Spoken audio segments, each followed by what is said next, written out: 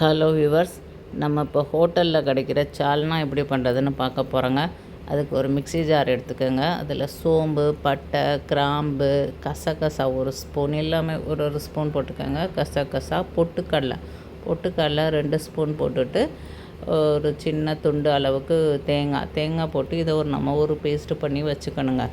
அதுக்கப்புறம் நம்ம கடாயில் எண்ணெய் போட்டு வெங்காயம், தக்காளி, இஞ்சி பூண்டு பேஸ்ட்டு, இதுலேயும் பட்டை, கிராம்பு, சோம்பு போட்டு தாளிச்சிட்டு, வெங்காயம், தக்காளி, இஞ்சி பூண்டு பேஸ்ட்டு, 2 பச்சை மிளகாய் போட்டு, உப்பு போட்டு, ஒரு கடாய் எடுத்து எண்ணெய் ஊற்றிட்டு, திருப்பி பட்டை, கிராம்பு, ஒரு பிரிஞ்சி இலை போட்டுட்டு வெங்காயம் போட்டுக்கோங்க. ஒரு வெங்காயம், 2 தக்காளி போட்டுக்கோங்க. ஏன்னா தக்காளி தான் இதுக்கு டேஸ்ட்டு. 2 தக்காளி, கொஞ்சம் இஞ்சி பூண்டு பேஸ்ட்டு, 2 பச்சை மிளகாய் போட்டு லைட்டாக உப்பு போட்டு, அப்போ தான் அது நல்லா வதங்கும்.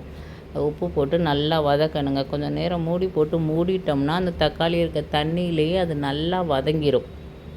இந்த மாதிரி நல்லா வதங்கிடும். நல்லா கரண்டியை வச்சு அப்புறம் நல்லா நசுக்கி விட்டிங்கன்னா கொஞ்சம் தக்காளியும் கரைஞ்சி எல்லாமே பிளெண்ட் ஆகி நல்லா ஒரு பேஸ்ட் வந்துடுங்க. பேஸ்ட் வந்து நம்ம அரைச்சி வச்சதை அதில் சேர்த்துக்கணும். நம்ம அரைச்சி வச்சதே சேர்த்துட்டு, அப்புறம் மஞ்சள்தூள், தனி மிளகாப்பொடி 1 ஸ்பூன், மல்லிப்பொடி 2 ஸ்பூன், கரம் மசாலா ஒரு அரை ஸ்பூன் போட்டு, உப்பு போட்டுட்டு, தேவையான அளவு தண்ணி ஊற்றி மூடி வச்சுட்டோம்னா ஒரு 10 நிமிஷம் அது நல்லா கொதிச்சோன்னா நமக்கு சால்னா ரெடி ஆயிருங்க. இந்த மாதிரி நீங்களும் ட்ரை பண்ணி பாருங்கள். மிளகாப்பொடி, மல்லிப்பொடி இதையும் சேர்த்துட்டு திருப்பி மூடி போட்டு மூடினிங்கன்னா எண்ணெயெல்லாம் திரிஞ்சு வந்து நமக்கு சால்னா ரெடி ஆயிரும்.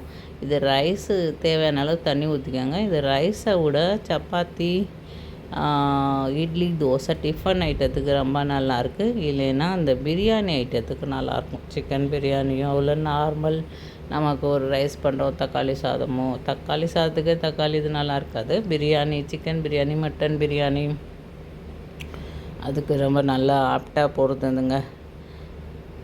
இந்த மாதிரி எண்ணெய் பிரிஞ்சு வந்துடும், கொதிச்சிடும். 10 நிமிஷம்தான், ஈஸியாக ரெடி பண்ணிடலாம் நம்ம. நீங்களும் இந்த மாதிரி ட்ரை பண்ணி பாருங்கள். என்னோடய சேனல் பிடிச்சிருந்தால் லைக் பண்ணுங்கள், ஷேர் பண்ணுங்கள், சப்ஸ்கிரைப் பண்ணுங்க. திருப்பி மூடி போட்டுங்க. எண்ணெய் பிரிஞ்சு வந்தோன்னா சப்பாத்தி போட்டு தான் நாங்கள் இந்த மாதிரி ட்ரை பண்ணி நல்லா சப்பாத்தி பூரிக்கு ரொம்ப நல்லா ட்ரை பண்ணி பாருங்கள். என்னோடய சேனல் பிடிச்சிருந்தால் லைக் பண்ணுங்கள், ஷேர் பண்ணுங்கள், சப்ஸ்கிரைப் பண்ணுங்க. ஓகேங்க, பாய்.